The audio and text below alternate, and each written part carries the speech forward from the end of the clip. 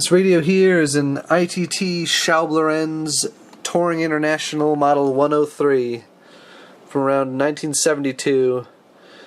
If you've been watching for a while, you know I'm kind of a big fan of these radios, and I've got a number of them. This is one of the more desirable models.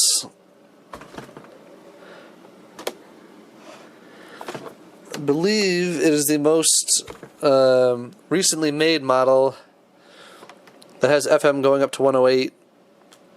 All the ones after that do not.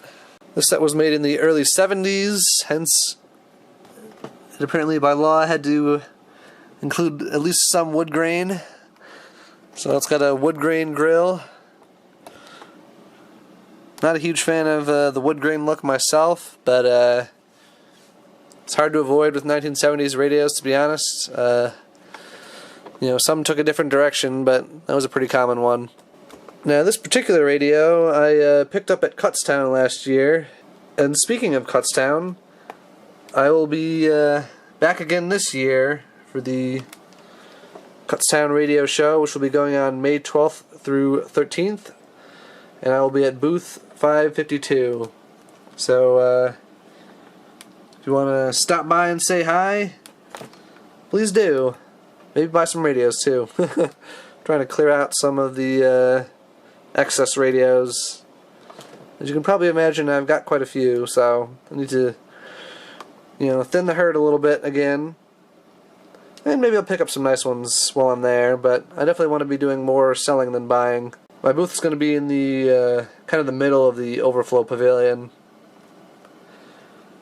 I registered a little bit late, so that's what there was. The main pavilion books up really quick.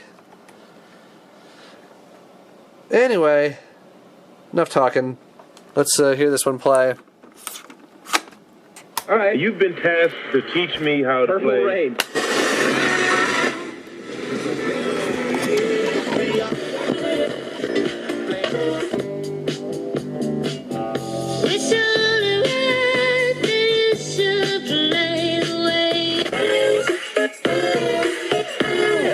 I can't leave any one song playing for too long, as you guys know.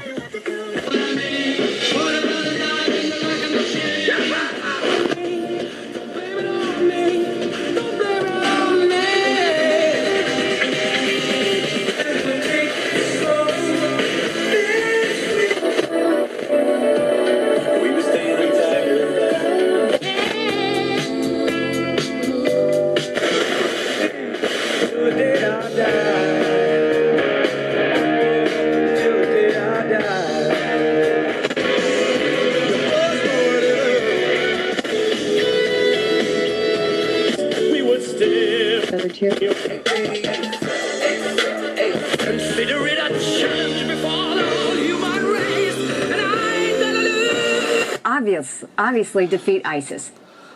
This radio has separate bass and treble controls. Bass response is a little overly aggressive. I actually have to have it turned all the way down to have a kind of normal bass, at least in my opinion.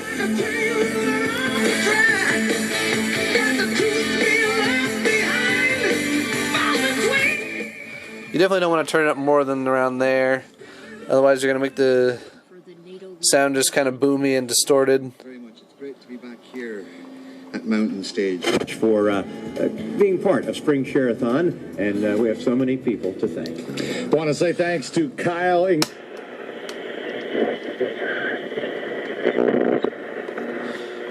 They split the AM band up into two bands for whatever reason. Kind of unnecessary in my opinion.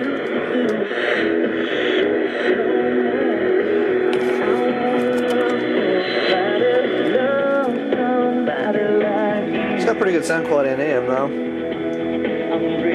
You were in Most of the stations around here are in the top part of the band. Thanks to the lift coming off the water. Targeted Syrian planes, ammo dumps, and storage facilities. Various lane closures and lane configuration changes. 140 cross advisor is in effect from 3 a.m. until 9 a.m. My memory card filled up on me, so I had to free up some memory on here. Anyway, back to it. I don't know if you guys noticed, but there's a clutch mechanism that switches between driving the FM dial pointer and the AM dial pointer. Let's try out some shortwave next. So K2 is the 49 meter band. To do that, you press both the AFC and K1 buttons down.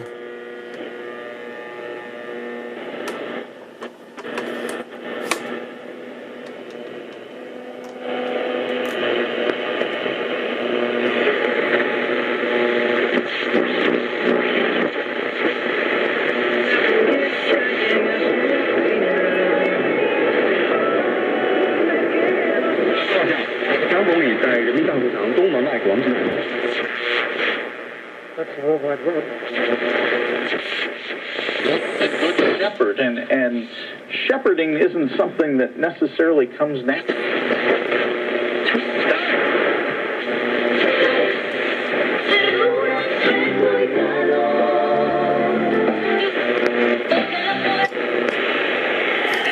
It's also got a dial 8.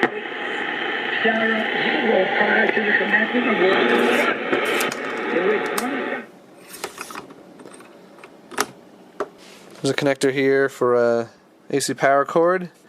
You can switch it between 220 and 120 volts just by flipping this little plastic piece over. You just gotta take out these two screws, turn it over, screw it back down.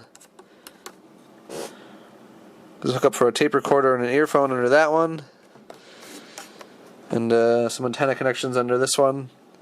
These two are for FM, and this is for AM and shortwave. You can hook up a car antenna over here. And on the bottom is the battery compartment.